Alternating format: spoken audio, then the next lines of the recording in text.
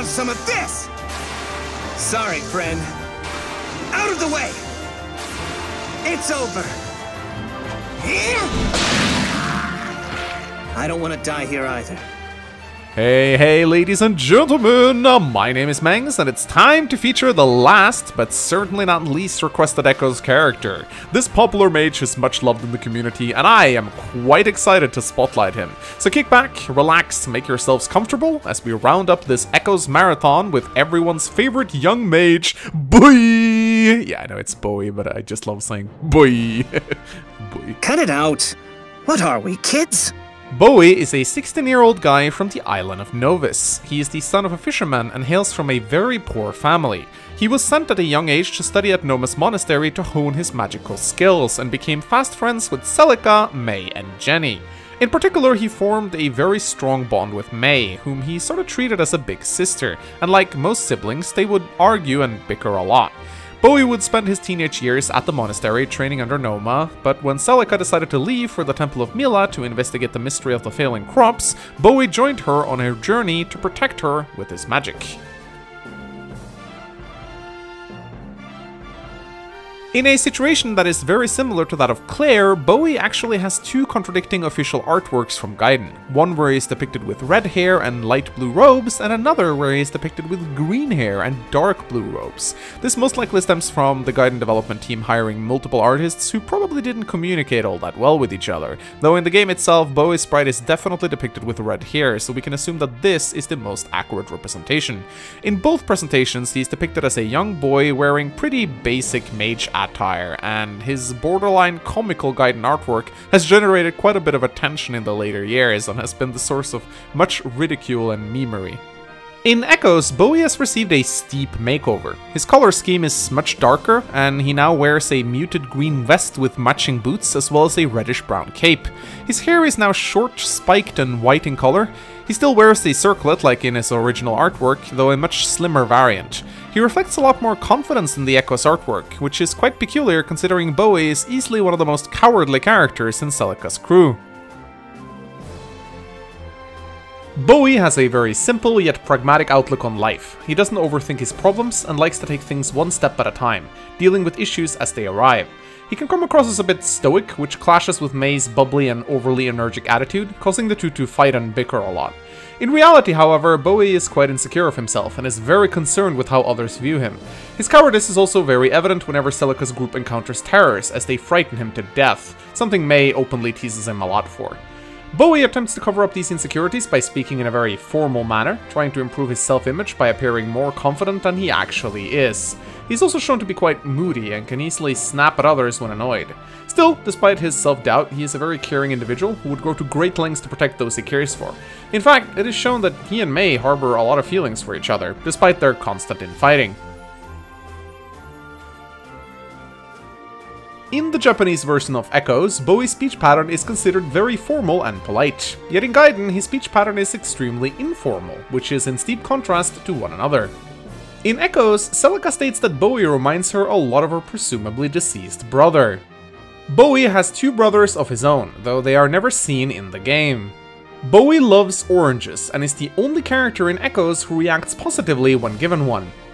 Boey is very fond of the sea and loves watching it, probably due to his upbringing in a fisherman's family. I wonder how everyone's doing back at home.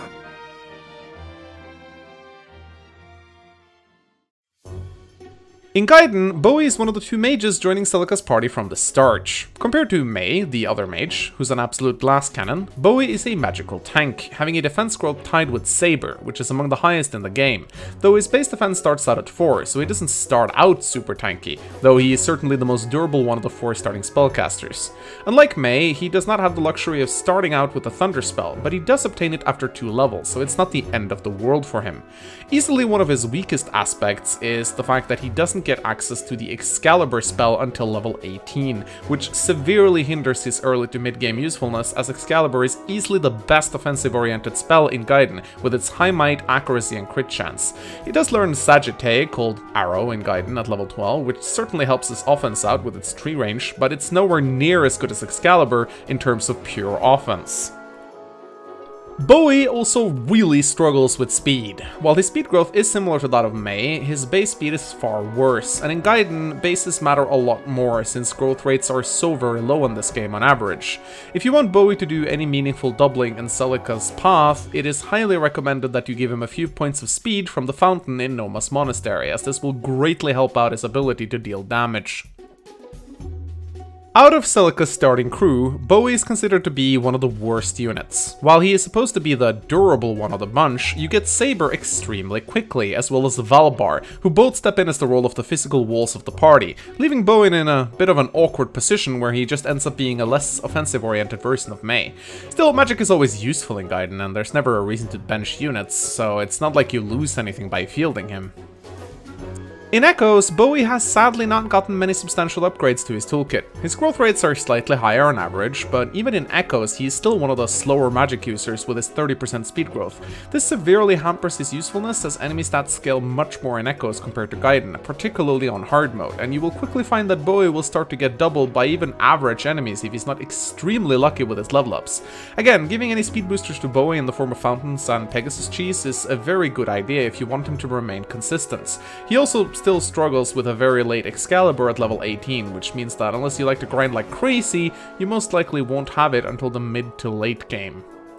An item that you really should consider giving Boey in the late game, and one that makes him instantly viable, is the Speed Ring, which really patches up all of his issues in one go. The ring increases his speed by 10 points, as well as his movement by 1, as well as giving him the passive healing effect that all rings give, that mages really enjoy with their life-draining magic.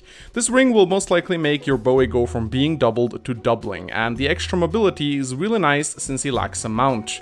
This ring is only obtainable on Alm's side, as it drops from a chest in the Fair Mountain Shrine, but you could always just send it over with a merchant. It also has a very small chance to drop from medium pots in the Astral Temple, as well as from medium and large pots in the Inner Sanctum, but this isn't something you can rely on unless you have a lot of time on your hands.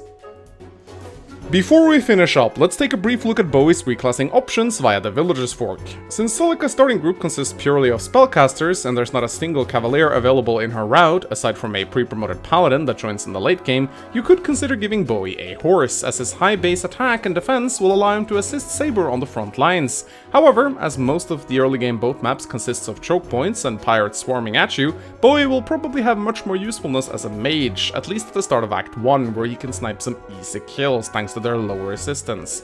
Reclassing him to Mercenary can help in patching up his low speed, but there's literally a million playable mercenaries in Celica's route, and Boey doesn't really have anything special to offer that either of the other ones can't. He won't be as tanky as Saber, as fast as Kamui, or as whatever it is that Jesse's good at, and he probably won't match Dean's high bases during his join time either. As an archer, he will statistically have much better growth rates than Leon, but being better than Leon isn't really an argument for being a good unit in Echoes. As a soldier and eventually an armor knight, he will also be a lot better than Valbar, but armor knights are pretty shit in Echoes overall, and the barons in the late game can't really measure up to the striking power of a mage, so unless you're doing some sort of gimmicky run, I would really recommend against it. Magic in Echoes has so much utility to it, so despite Boey having great issues with speed, you shouldn't really reclass him away from it. Whatever you decide to do with Boey, he will sadly not turn out an amazing unit, but with a little luck and some stat boosters, you might find a way to make him useful regardless. So as long as you take care of this nervous little mage, he'll surely find a way to be useful to the group, one way or another. Now that I think about it, spending time with you isn't so bad.